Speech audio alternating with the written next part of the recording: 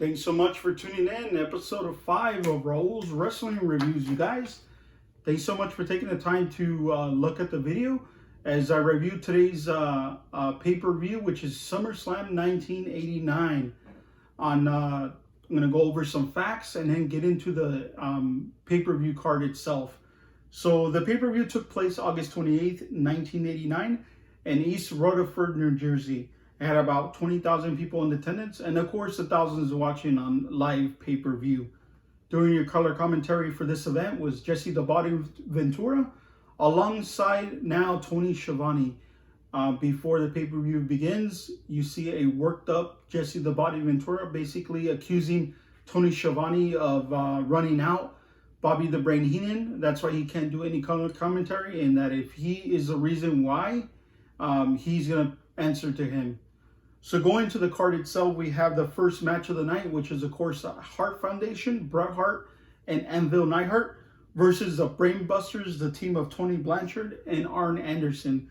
You guys, this match was a good start to the pay-per-view. Great match, very tactical, good teamwork by both teams, back and forth. Towards the end of the match, Anvil Neidhart will go in for the pin. Bobby the Brain Heenan would distract the referee. Arn Anderson will go to the middle rope and hit Anvil Neidhart with a double axe handle. For your winners, the current champs, the Brainbusters. I give this match a 4 out of 5 rating. Moving on, we go backstage where Mean Gene is interviewing now American Dream Dusty Rhodes. He asks him his thoughts about his match tonight against the Honky Tonk Man. The Dream states that he's excited for the match and excited to be at SummerSlam. He's going to show the world what kind of wrestler he is. And in regards to Honky Tonk Man, he basically states that he's going to kick his booty. Match number 2, of course, is Honky Tonk Man versus the American Dream Dusty Rhodes. You guys, this match starts off with a quick dance-off by both competitors. Back and forth match. The crowd was very into it. So was I. I was very entertained. Towards the end of the match, a referee would get involved to break up the action, only to get knocked out by both competitors. Honky Tonk Man and Jimmy Hart would coordinate and take advantage. Honky Tonk Man would hold Dusty Rhodes' hands in the back. Jimmy Hart runs and grabs Honky Tonk Man's guitar, only to attempt to strike Dusty Rhodes, where he ends up hitting Honky Tonk Man. Dusty Rhodes would take advantage of it, hits the rope with a flying elbow. For your winner, the American Dream Dusty Rhodes. I give this a 4 out of 5, you guys. It was a very good match by both competitors. Going towards the back, you see a Sean Mooney making his way to the ring, where he's intercepted by Honky Tonk Man and the Colonel Jimmy Hart. And he asks Honky Tonk Man, what happened? Why did you lose? And you see a delusional Honky Tonk Man due to a guitar shot by Jimmy Hart. Jimmy Hart didn't want to answer. Basically tries to rush Honky Tonk Man to the back to get some medical attention. Moving on, we go to the backstage where Mean Gene Okerlund is interviewing the former tag team champions Demolition with partner King of the Ring winner Hacksaw Jim Duggan. Demolition basically states that since losing the tag team titles a couple months ago, they had to go back to basics. And Hacksaw Jim Duggan would jump in and chime in and basically states that he's ready to destroy anything and anything tonight. Match number 3 of the card, you guys, we got Mr. Perfect versus the Red Rooster. You guys, this is a one-sided match as Mr. Perfect basically shows off his abilities and outmaneuvers the Red Rooster. It was just too much for the Red Rooster. Mr. Perfect would eventually hit his favorite move and my favorite move, the Perfect Plex. For your winner, Mr. Perfect. I give this a 3 out of 5 match. It was just one-sided, you guys. That's why it was an okay match. Moving on, we go backstage again for Mean Gene now interviewing the current Intercontinental Champion, Ravishing Rick Rude. He basically insults the Warrior, calls him the ultimate loser, and that he overheard him promise his fans that he was going to have a victory over Ravishing Rick Rude. Rick Rude states that he's not going to fulfill his promise he made to his fans. Eventually, Bobby the Brain Heenan would jump in and said he would do whatever it takes, even break the rules, for Rick Rude to remain champion, and he wants the Warrior to remember that. Match number 4 of the night, we have the Rockers with Tito Santana versus the Rougeau brothers and the model Rick Martel. You guys, this match was a very good tag team match, very tactical, very high-flying maneuvers all over the match. Towards the end of the match, Jacques Rougeau would attempt to pin Marty Jannetty. Marty Jannetty would try to slightly kick out, only to have the model Rick Martel blindsided with a forearm shot. Jacques Rougeau would go in for the pin. For your winners, the Rougeau brothers with the model Rick Martel. You guys, I give this match a 4 out of 5. It was a very good tag team match. On the screen, there's a video promo showing on how the rivalry between Rick Rude and the Ultimate Warrior came about. It was a very good build-up, you guys. Back and forth shows appearances by both competitors that led up to their match at SummerSlam. Match number 5 of the night, you guys, is the only championship match of the night, as the Intercontinental Championship is defended as challenger the Ultimate Warrior versus the champ Ravishing Rick Rude. You guys, it starts off with, of course, Ravishing Rick Rude invited all you out-of-shape New Jersey sweat hogs to stand up. And then he asked the ladies to feast his eyes on how a real man's supposed to look like. This match, you guys, was a very good power match by both guys. But just good strength by both competitors, back and forth. It kept me on the edge. Eventually, Roddy Piper would, he's been out of action for a couple months, would make his way to the ring, only to distract Ravishing Rick Rude. Warrior would warrior up, hit Ravishing Rick Rude with a flying elbow, and then a full body press for your winner and new Intercontinental Champion, the Ultimate Warrior. You guys, this match I give a 5 out of 5. Both competitors are very good, and the match was very entertaining, like I mentioned, and it kept me on the edge, thinking it was going to go one side, but ended up going the other side. Going back, we have Mean Gene Okerlund now interviewing Mr. Perfect. He basically tells Mr. Perfect congratulations on beating the Red Rooster. Mr. Perfect pretty much puts everybody in the locker room on notice. He states that no one can beat Mr. Perfect. Nobody. And he walks away. Then Mean Gene invites a very happy returning Roddy Piper. Mr. Roddy Piper states that he's very excited to be back and tells the camera that everybody has to pay the Piper at some point. Smiles and walks away. In comes in a upset Bobby the Brain Heenan. After their loss to the Ultimate Warrior, Mean Gene tells them eventually to calm down. Then all of a sudden, Ravishing Rick Rude comes in holding his head. Mean Gene states, pretty much instigating Ravishing Rick Rude. Ravishing Rick Rude and Bobby the Brain Heenan won the match to restart. They said that it was all Piper's fault. They weren't ready. Ravishing Rick Rude states that he makes a promise that he wants his belt back. Moving on, match number 6 of the night, you guys. We have the Twin Towers, the Big Boss Man, and Hakeem with the 8th Wonder of the World, Andre the Giant, versus Demolition and partner, King of the Ring winner, Hacksaw Jim Duggan. You guys, this match is very good. Good battle of the big men.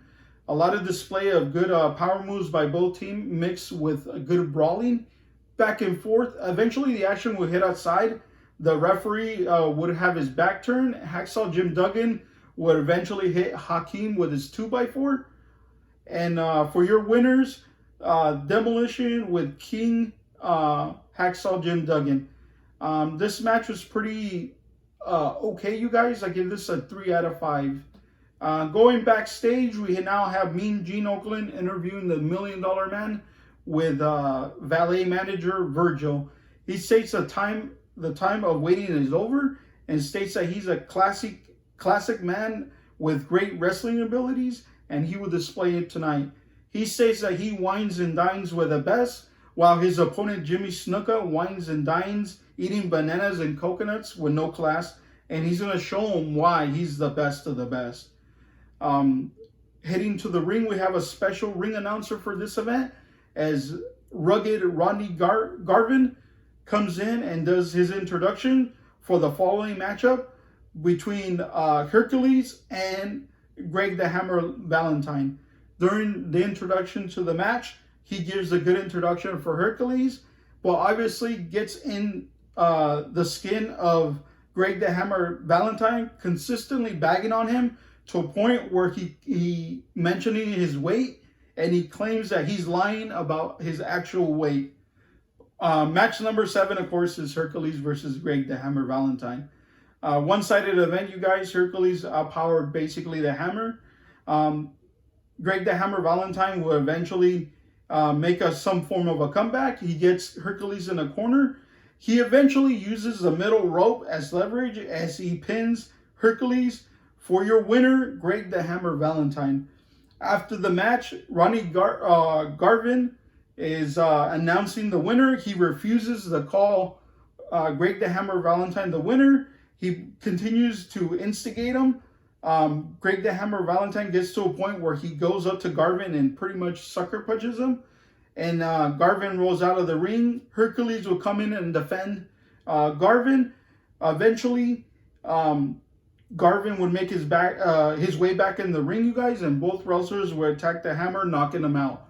You guys, I give this a 3 out of 5 rating. Moving on, we go backstage as Mean Gene Okerlund is now in a dark room with Sensational Sherry, the Human Wrecking Machine Zeus, and Macho Man. They're in front of a boiling witch's pot with steam coming out of it. They interview Sherry, where she states that she sees Hulk Hogan on the floor on his back in pain, and that this is the only match that they need to end Hulkamania. Then you see they turn the camera to Zeus, where you see him mad and flexing. Macho Man basically agrees and says that he can't wait for this match to happen. Match number 8 of the night, you guys. We have $1 Million Man versus Superfly Jimmy Snuka. You guys, this match was a back and forth match. Towards the end of the match, Virgil would come in and assist the $1 Million Man and basically beat up the Superfly to a point where the Superfly could not get back in the ring, resulting in a count out for your winner, the $1 Million Man. I rate this match, you guys, at 3 out of 5. It was very dry, not very moves performed during this match. And after the match, Superfly would attack Virgil and the $1 Million Man and eventually hit his world famous Samoan splash on Virgil. We go backstage as Mean Gene now is interviewing Hulk Hogan with his tag team partner for the night, Brutus the Barber Beefcake. Hulk Hogan states that they've been riding their Harleys through rough roads here in New Jersey, and that people look at him and they're dumbfounded over the Hulkamania and all his Hulkamaniacs, and over his 20-inch pythons that he is packing. Brutus the Barber Beefcake states that he has some new titanium clippers that he's going to use to cut out the madness, and that reveals that they have a secret weapon tonight, and they're going to display it in tonight's main event. And they're going to destroy Zeus and end the madness and put Sherry in their place. Moving on, before the main event, you guys, we have a video promo on how this match resulted on SummerSlam with Macho Man with Zeus versus Hulk Hogan and Brutus the Barber Beefcake. During the video promo, you guys, if you do not know, there was a movie called No Holds Bar where Zeus played a bad character, a heel, and Hulk Hogan played a good guy in the movie. Eventually, the build-up for the match was that Zeus felt bullied by Hulk Hogan and eventually would challenge him to an actual real match, therefore resulting in tonight's main event.